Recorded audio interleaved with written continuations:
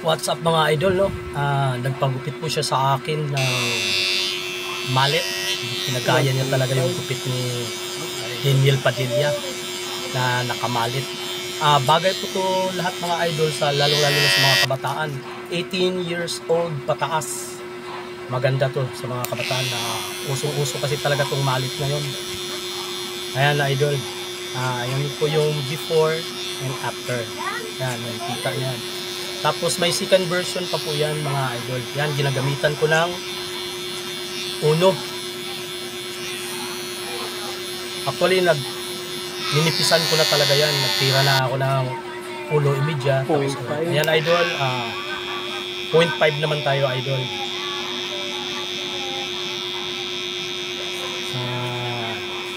Para lang magkaroon ng konting blend. Para magkaroon ng blending sa bawat gilid mga idol, no? Ayan, mapapanood nyo yan. Mamaya makita nyo yung finished product yan idol. May second version po yan ng mallet. Ayan idol, tira naman tayo ng devil cut. Ayan, inayos ko na yung devil cut kasi napunta siya sa akin.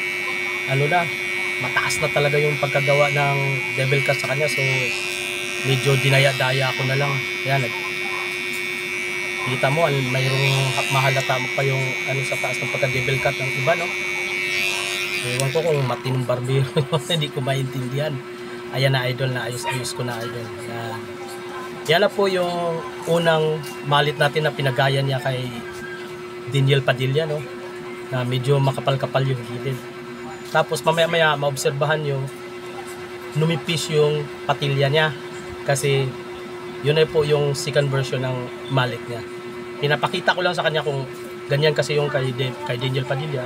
So ngayon, gusto niyang panipisan yung patilya pa. Ayan, medyo numipis-nipis na siya dyan mga idol, no? Ayan. Hindi pa pala yung nanipisan pala. Yung second round yan ang video.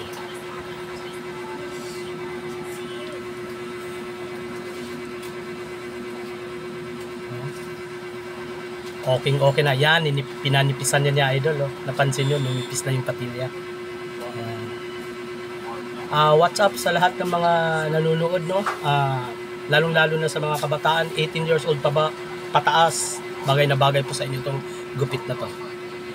Malit po ang tawag dyan mga idol. Thanks for watching sa lahat ng manonood. Huwag po kasayong magsawang manood sa mga video ko.